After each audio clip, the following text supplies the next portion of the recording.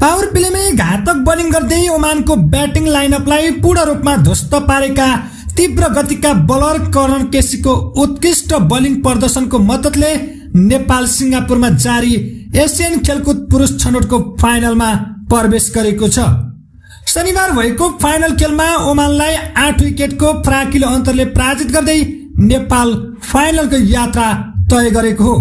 जितका लागि पाएको 95 रनको सहज लक्ष्य नेपालले मात्र 9.2 ओभरमा 2 विकेट गुमाएर पूरा गर्यो। यसअघि टस जितेर पहिले ब्याटिङ गर्ने ओमानको निर्णयलाई नेपाली बलरहरूले सुरुवाती ओभरमै गलत साबित गरिदिए।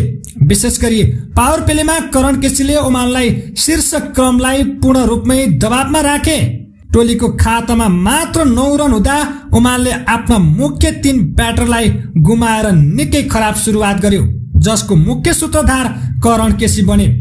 करणको धारिलो बोलिङ सामु ओमानका सुहेब अल बालुसी र नावेद अल बालुसी शून्यमै पेभिलियन फर्किए भने मोहम्मद अल बालुसी मात्र 9 रनमा आउट भए। पावर प्लेमै ओमानको ब्याटिङ मेरुदण्ड भाँचेका करणले आफ्नो 4 ओभरको स्पेलमा 1 मेडन राख्दै मात्र 20 रन खर्चेर 3 महत्वपूर्ण विकेट लिए।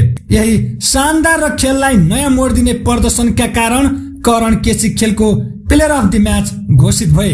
ओमानका लागि कप्तान सुफियान मेहुमतले सर्वाधिक 38 रन, जुबेर अल बालुसीले 22 रन र अब्दुल जालिलले 16 रन बनाए पनि अन्य ब्याटरले भने दोहोरो अङ्कमा रन बुटाउन सकेनन् र टोली 19.4 ओभरमा मात्र 94 रनमा समेटियो।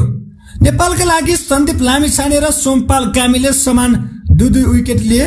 95 रनको लक्ष्य पछ्याएको नेपालले ओपनर आसिफ शेख 1 रन, कुशल भुर्तेल 20 रन बनाएर नेपालले चाँडै 2 विकेट गुमाए पनि लोकेश बम र रोहित पौडेलले अभिजित 68 रनको साझेदारी गर्दै टोलीलाई सहज जित दिलाए। क्रिजमा आएका लोकेश बमले विस्फोटक ब्याटिङ गर्दै ओमानका बलरहरूलाई कुनै पनि मौका दिएनन्। उनले मात्र 26 बल खेल्दै 7 चौका र 1 छक्काको मद्दतले अभिजित 44 रन जोडे। यो उनको अन्तर्राष्ट्रिय करियरकै व्यक्तिगत उच्च स्कोर समेत हो। यो जितसँगै अपराजित रहँदै फाइनल पुगेको नेपालले अब उपाधिका लागि हङकङ र मलेसिया बीचको विजेतासँग प्रतिस्पर्धा गर्नेछ। नेपाल, ओमान, मलेसिया र हङकङ गरी 4 टोली एसियाली खेलकुदका लागि भने छनौट भइसकेका छन्। अब नेपालले फाइनल खेल सोमबार खेल्नेछ।